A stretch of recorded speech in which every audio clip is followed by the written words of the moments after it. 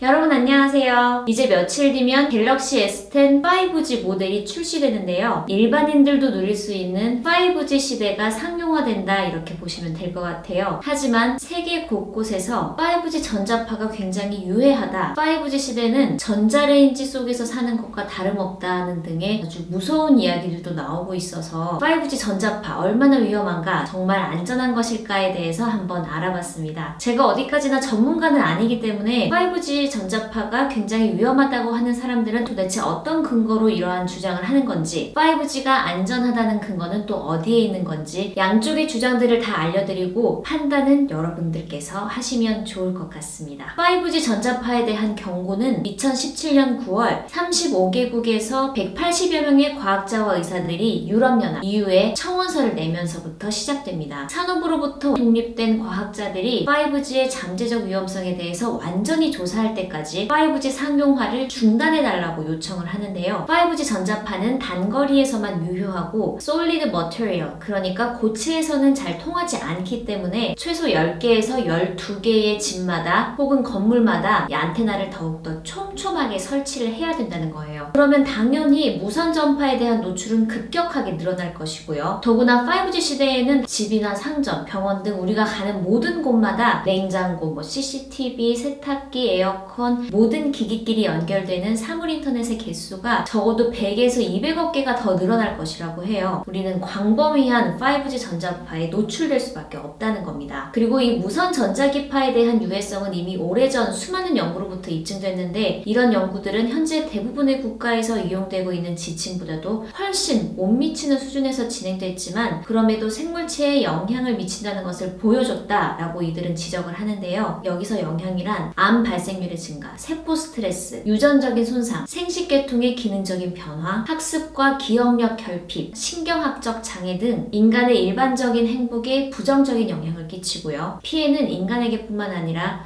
동물 그리고 식물에까지 영향을 미칠 것이라고 합니다. 이 180명의 의사와 과학자들은 5G와 EMF에 의해 발생하는 전체 방사선이 유아나 어린이, 임산부와 환경에 유해하지 않다는 것이 독립된 연구자들에게 확인되기 전까지 5G 상용화를 유예하기 위한 조치를 취하고, 왜, 또 어떻게 이 무선 전파를 피해야 하는지 알릴 것 등 5가지를 촉구합니다. 자세한 내용은 링크와 함께 전체 다는 번역은 못했지만 부분적으로 좀 참고할 사항들은 번역을 해서 설명란에 적어둘 테니까요. 한번 좀 참고하시면 좋을 것 같아요. 그러니까 이 5G 유해성에 대한 근거는 고주파는 도달하는 거리가 짧기 때문에 대형 중계 타워 대신에 촘촘히 붙어있는 작은 중계셀이 필요하다는 거예요. 가로등 같은 기존 인프라도 사용하겠지만 촘촘한 중계셀이 만약에 우리 집 앞뜰에 배치된다면 암을 유발하는 등 굉장히 인간에게 위험할 것이라는 거죠. 그리고 인간뿐만 아니라 LED 등을 보고 달려드는 나방이라든지 곤충, 무척추 동물, 거미, 새, 포유류 같이 5G 전파는 동물들에게도 더 막대한 영향을 끼칠 것이고, 식물의 신진대사도 변경시키는 등 생태계를 교란시킬 것이라는 게 5G 전자파는 위험하다라고 주장하는 사람들의 근거입니다. 전문가들에 따르면요, 5G 주파수가 고주파이긴 하지만 주파수의 높낮이는 인체에 영향을 주지는 않는다고 합니다. 5G 전자파가 단순히 LTE보다 높기 때문에 더 유해할 것이라는 것은 사실이 아니라는 거죠. 국립전파연구원에서는 이 5G 전자파가 안전하다고 얘기는 합니다. 5G GHz 대역은 현재 사용 중에 4G와 크게 다르지 않고, 또 24GHz에서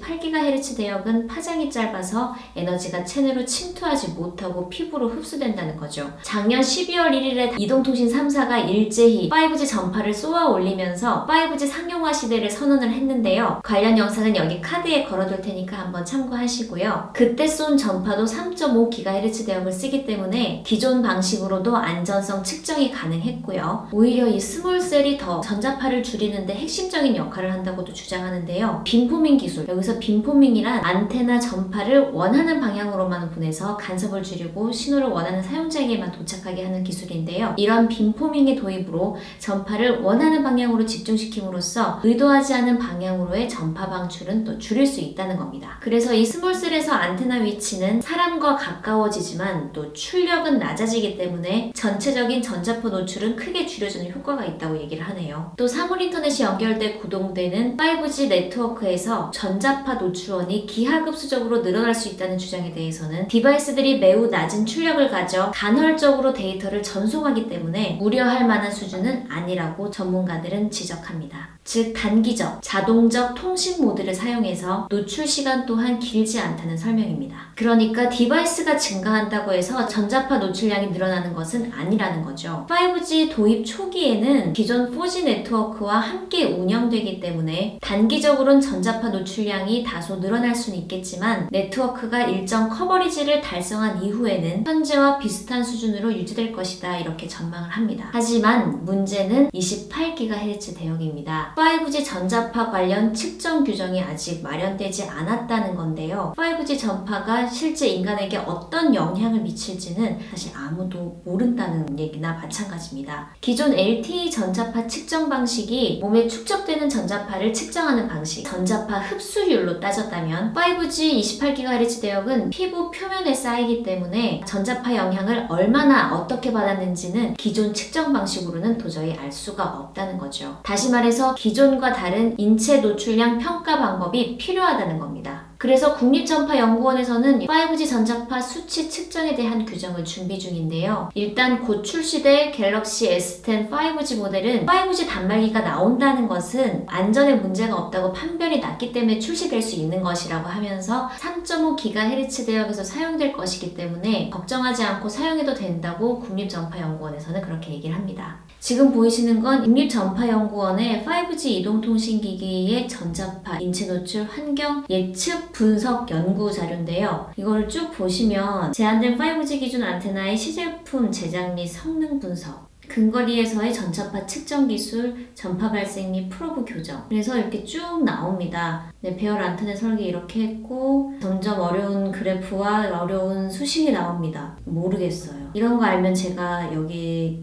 기자 하지 않고 이 전파 연구원에 있겠죠. 배열 안테나 이거 혹시 아시는 분 있으시면 뭐 이게 정말 제대로 했는지 한번 검증을 해보시는 것도 좋을 것 같아요. 이런 수식 하나도 모르겠어요. 근해 공식 이후로 뭐 아는 게 없어요. 결론. 네.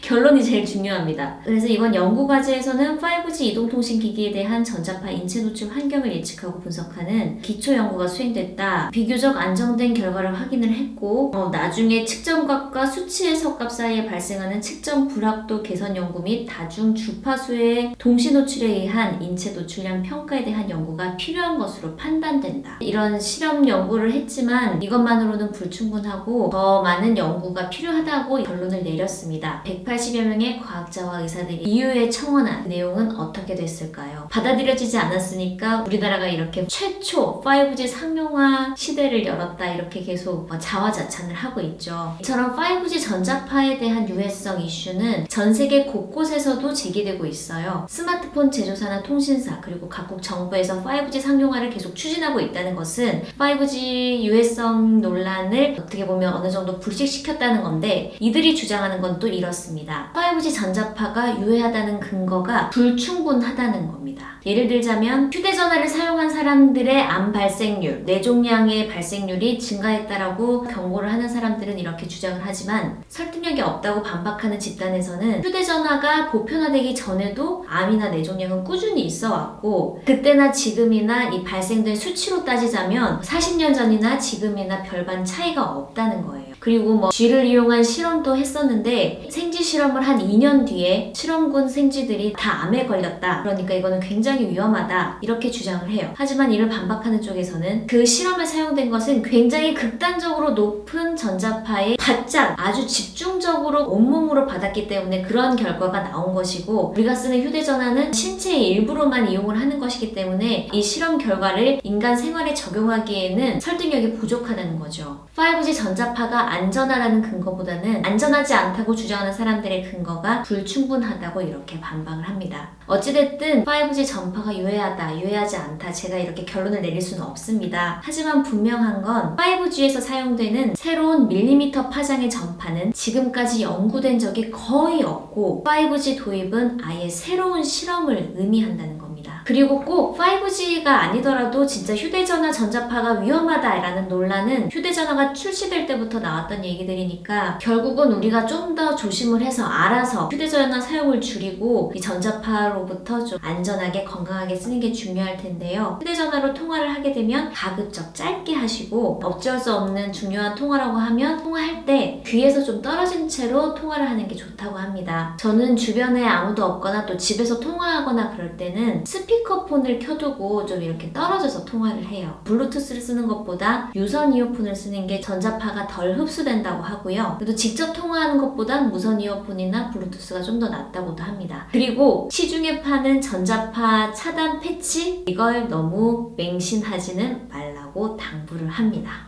제가 준비한 영상은 여기까지고요. 네, 영상이 다소 길긴 했지만 그래도 우리 안전과 또 건강에 대한 이슈인 만큼 그래도 좀 유익한 영상이셨으면 좋겠다는 그런 바람을 가져보고요. 좋으셨으면 구독과 좋아요도 부탁드립니다. 뭐니 해도 건강이 최고입니다. 그리고 휴대전화 안전하게 쓰시길 바랍니다. 오늘도 시청해주셔서 감사드리고요. 그럼 우리 다음에 또 만나요. 안녕.